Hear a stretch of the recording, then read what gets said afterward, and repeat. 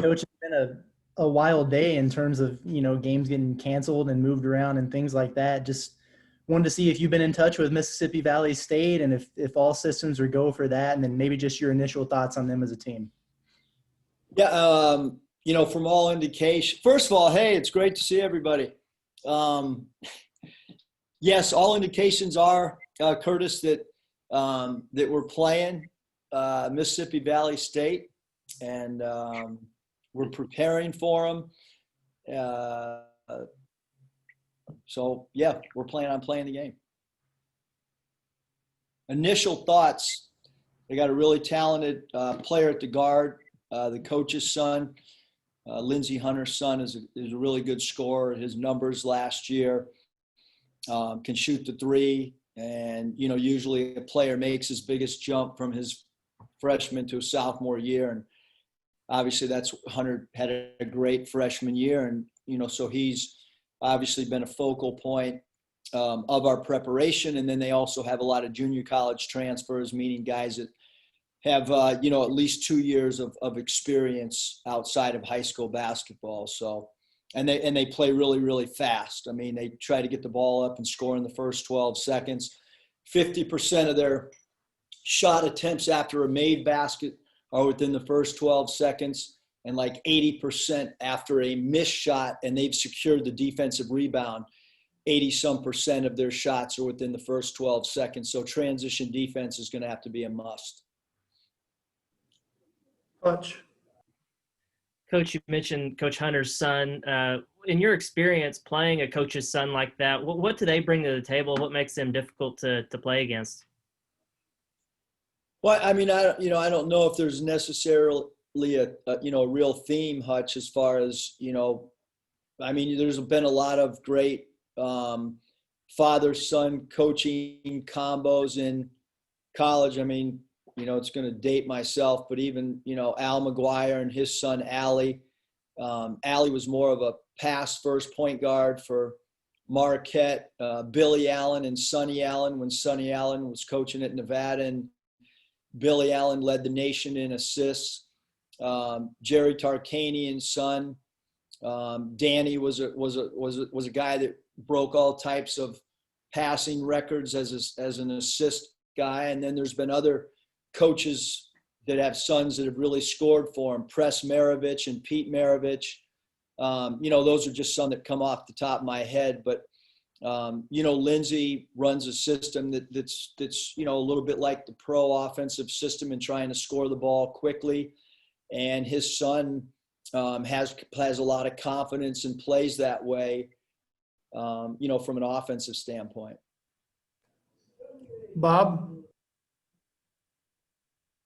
Yeah, Eric, Lindsey Hunter was a first-round pick. I think he played 17 seasons in the NBA. You guys, I think he'd probably face your teams a lot of times based on the time frame I saw. What do you remember about him as a player, and do you know him very well?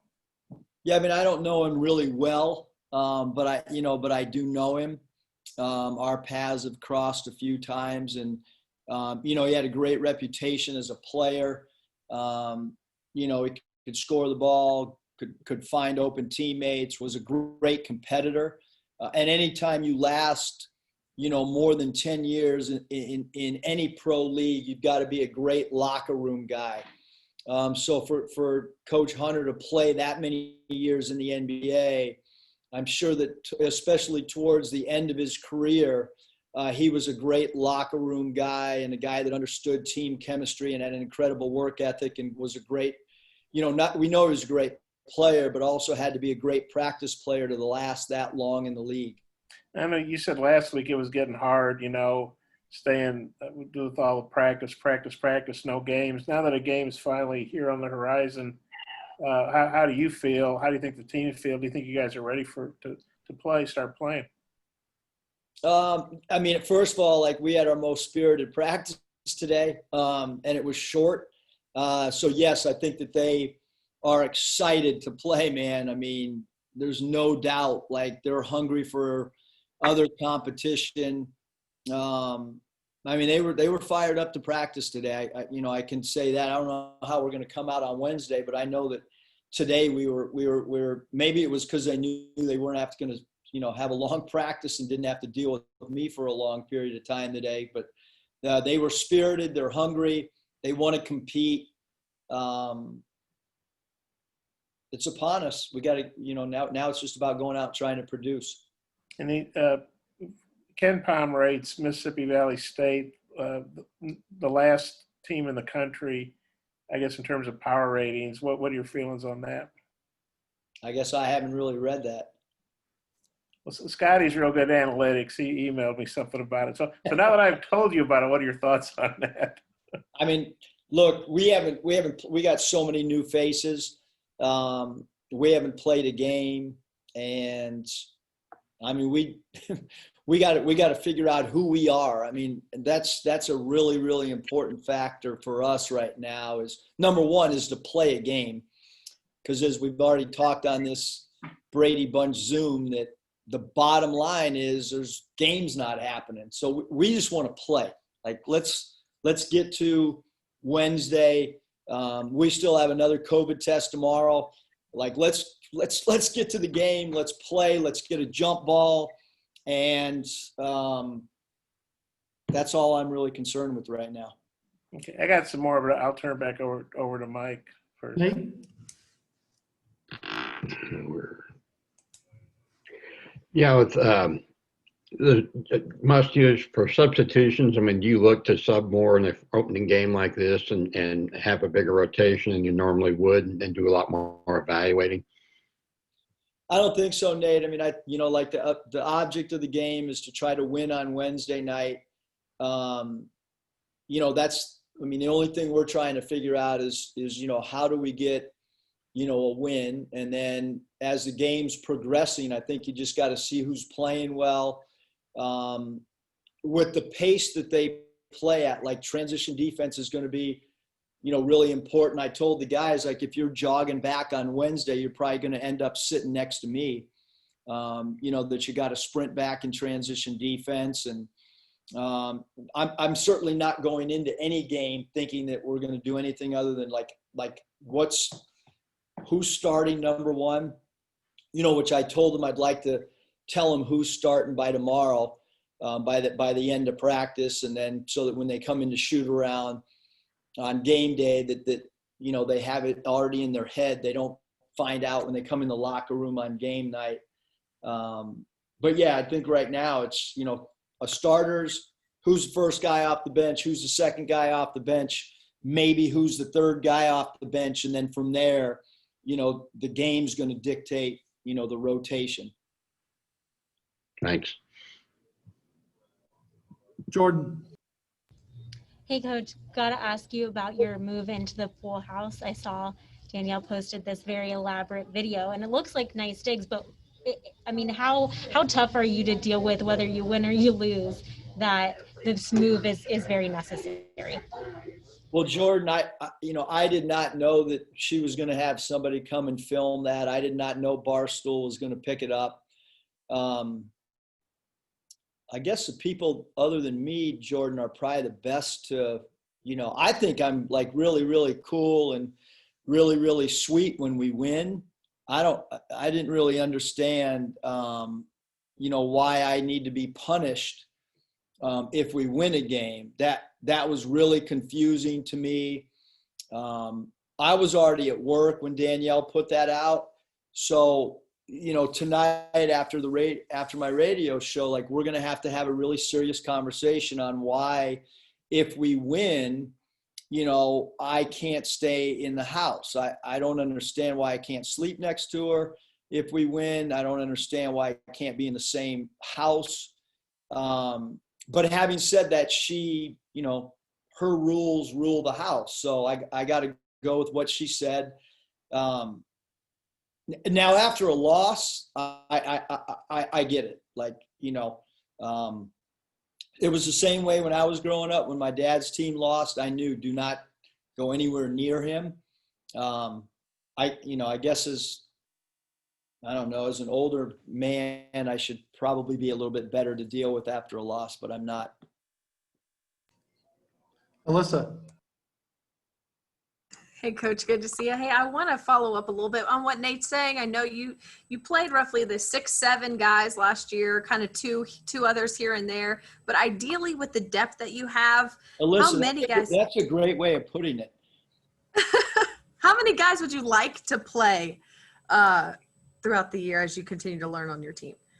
Yeah, I mean, I don't really have a set number because I kind of think that, the players are going to really dictate based on productivity, on who play. I've kind of said it in the past that, when I was in the G League that I did play 10 guys and they all kind of played equal minutes. And, so I don't have a set number. I do know this, and this is something that, people that have played can really like kind of roll with and understand. Like when I had Gilbert Arenas, Gilbert knew that he was going to play through mistakes as a young player, and he played with freedom and he played with confidence. And Jason Richardson did. Those two guys in particular that were young players that played for me with the Warriors. Let's face the facts. If we had a really strong bench last year, Mason Jones probably would not have had the year that he had just based on freedom. Like, I mean, in huddles, I would tell him, hey, man, freestyle. Like, go get us a shot. Like, hey, here's a play we're running Boston Keep. But if this stuff breaks down, man, don't look at me. Go get something. Go get it on your own. Go get one for your teammate. And the one thing that I do know, like, when you're playing more people, sometimes the freedom and playing free, both mentally and physically, kind of changes. And I don't want to do that with our teams. I think our Nevada teams, they were, we were known to take maybe some bad shots and some ill-advised shots. But I also knew that when you play that way and you play with freedom, you can be down 20 points in the game and get right back in the game. And I don't want guys, looking over to the scores table and seeing a sub and not playing with great freedom. So really, listen, I'm like still struggling with that, because I know, it's hard as a player when you think you're going to get yanked out of a game on a bad shot. And I also think it affects shooting percentages. I think when you have great freedom, your shooting percentage goes up because you're not worried about anything other than just playing. And I have a question about Ethan Henderson. We've seen glimpses from him here and there, but where have you seen growth from him? And maybe what do you expect out of him this year as a? Yeah, I mean, Ethan is, he has grown a lot in his work ethic, pre-practice and post-practice. He's slowly but surely figured out that on an off day, it's really important to come in and work on your craft. And, he's a special athlete. He reacts to loose balls well. He's different though, because, we tried to implement a lot of 5-out offense where all 5 players can shoot the 3. All 5 players can beat people off the dribble in a one-on-one situation. And Ethan's more of a rim runner.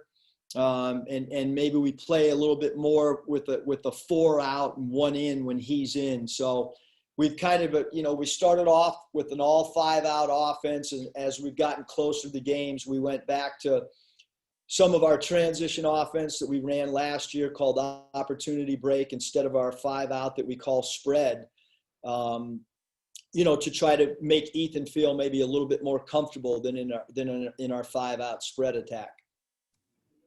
Scotty? Hey, Coach, KK was telling us a little bit earlier that things were pretty tough for him, for a while, after he got here in practices. But I'm curious to know what steps has he taken as a player, maybe since those early workouts? Yeah, I think for a lot, like every freshman goes through something, and look across our league last year and look at the numbers of some of the great freshman talented players that came into the SEC. and a lot of them kind of had, peaks and valleys throughout the year. Again, with some incredibly talented freshmen last year in the league. And, KK, I think it was an adjustment at first on what I wanted. I mean, I think I mentioned, maybe one of the few times back that we had one of these Zooms was, my wife had to keep reminding me that a lot of these guys, might not have had nearly the playbook that we have. And it's really hard on a point guard. Because I even said to him, we were doing a segment, and I said, hey, I want the players to call out the plays. I don't want any coaches saying anything. And he kept calling the same play. He kept calling spread or opportunity, which is kind of a transition offense. And I pulled him off the side and said, KK, we got to run something else. We got to run Brazil or Iceland or one of these other play calls. And he said, Coach, those are the two that I remember. And I said, well, yeah, I get that, but that's, we got to utilize our whole play package. And he's really improved and gotten much, much more comfortable, with what our system and our play calls are. And that was to be expected, but he's a more confident player right now, Scotty, than he was, a month or two ago. And then I think a few weeks back, you mentioned Connor had been battling some sickness and lost some weight. What's he been able to give you in practice of late? Yeah, I mean, I think he's playing catch up, for sure. I mean, he missed, almost 3 weeks when we were like grinding and when we were doing what I would consider like our conditioning, because like when you build this thing up, you build it up with timing, and it's got certain segments or blocks on the calendar year where it's conditioning, where you're burning their legs out, and then you try to taper it down. And, last year on this day, 48 hours before the first game, we went 1 hour and 33 minutes. Today we went 1 hour and 12. I tapered it down slightly. So we have all these records of what we do in the past years on how to get to the right spot. And Connor missed a lot of that. And so, he's still playing catch up on a lot of things. But the good thing is he's got a really, really high basketball IQ, and he's got a really great skill set. So those two things have kind of saved him while he's missed time, because he still knows our offense as well as anybody, even though he's missed some time with us. Nikki. Coach, you said that Mississippi Valley State likes to play really fast. Do you guys anticipate picking up the pace yourselves offensively, or do you, go out there and count passes and try to slow the game down for yourselves? And then also, with so many freshmen or just like guys who haven't played together, like how have turnovers been during practices and scrimmage type settings?